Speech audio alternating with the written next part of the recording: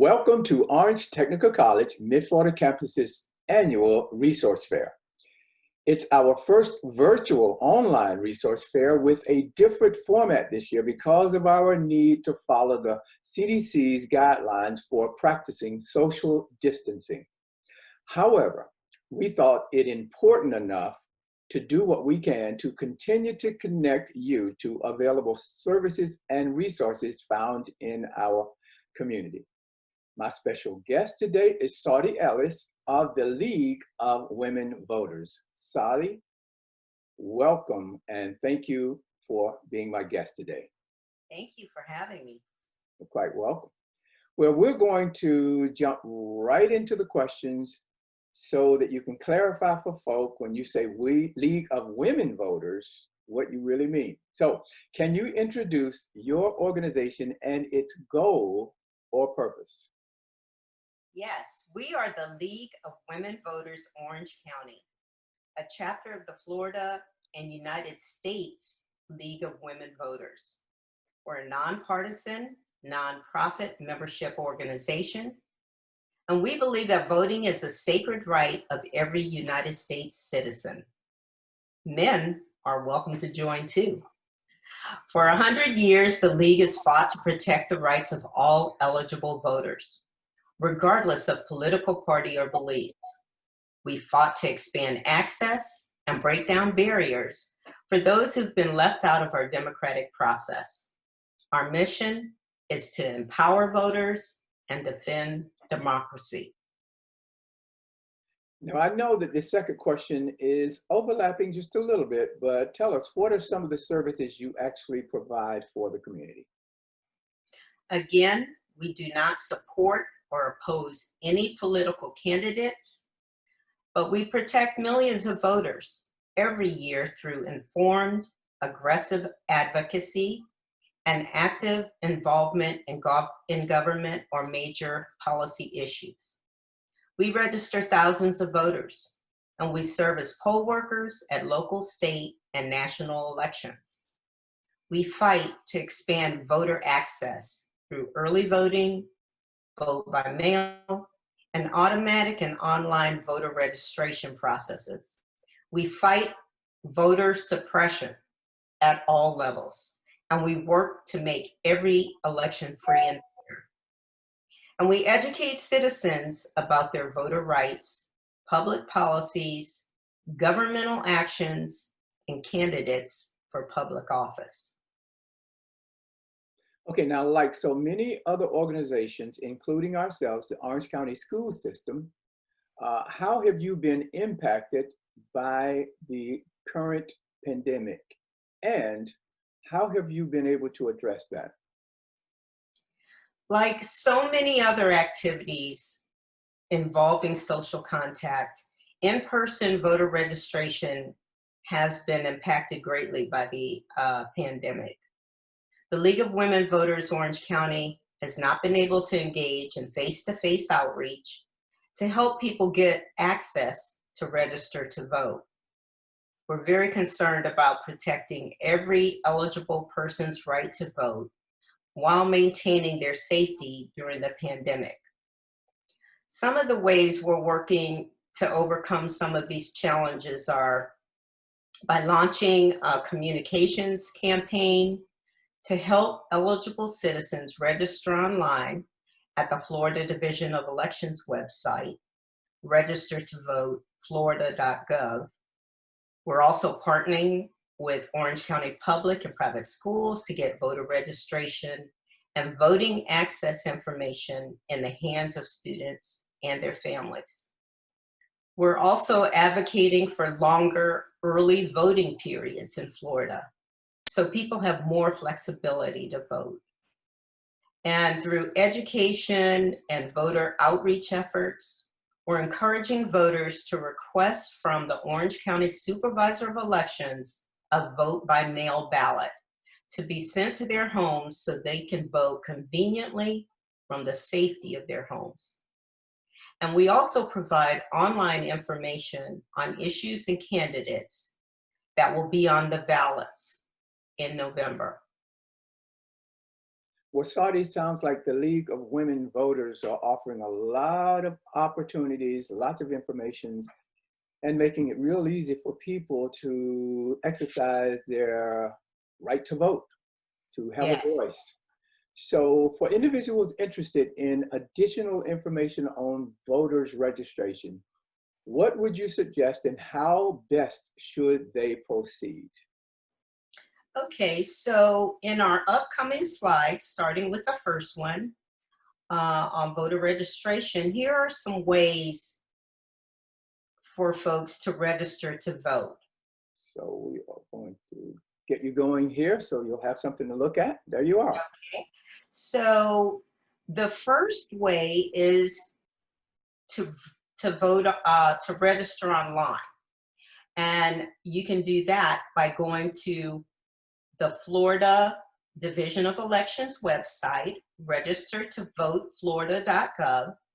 And on the website, you need 2 forms of identification to register online: a Florida driver's license or Florida ID card, and the last 4 digits of your social security number.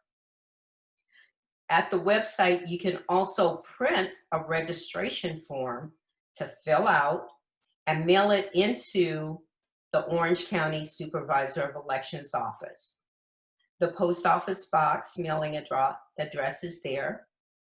And this method only requires 1 form of ID on the form, and that's your Florida driver's license or ID card, or the last 4 digits of your social security number. And the last way is that you can register in person at the Orange County Supervisor of Elections office downtown at 119 West Cayley Street in Orlando. If you go in person, you only need 1 form of ID, a Florida driver's license or ID card, or the last 4 digits of your social security number. So in the next slide, we have 3 ways to vote in Florida. And the first way is to vote by mail. Voting by mail is convenient and safe. You can request a vote by mail ballot at the Orange County Supervisor of Elections website at ocfelections.com, or request one by phone. Their office number is 407-836-2070. You must do this at least 10 days before the election day, but the sooner the better. Your completed vote by mail ballot must reach the Orange County Supervisor of Elections office by 7 p.m. on election day. Postmarks don't count. So to ensure that it gets there on time, we recommend that you mail your completed ballot at least 7 to 10 days before election day. You can also drop off your completed vote by mail ballot at the Orange County Supervisor of Elections office by 7 p.m. on election day. And for those who want to get it in early, you can also drop it off prior to election day. There's a drop box outside the office and a lock box, so you can drop it right in there. You don't even have to go into the office. And the next slide, other options include voting early, and you can go to any of the locations that are posted on the Orange County Elections site for early voting. These are accomplished at public libraries and also churches. Just check the website and it'll give you all the locations. The last option is voting on election day in your designated precinct. And the website, you can check the website for your designated precinct. An exceptional resource for information on the issues and candidates that will be on the ballot is the League of Women Voters online voting tool, registertovoteflorida.gov. This is a great place for voters to get information on candidates, the upcoming elections, also information on ballot initiatives. It's just a great resource tool for voters. And on our last slide, we'd like to invite you to please go to the resource section of the League of Women Voters Orange County Resource Fair booth site for additional information on voting, including important links for voter registration, vote by mail, and other voting information, tips on voting by mail, and important dates for the upcoming November presidential election. And finally, we would just like to invite all students to become members of the League of Women Voters. It's free.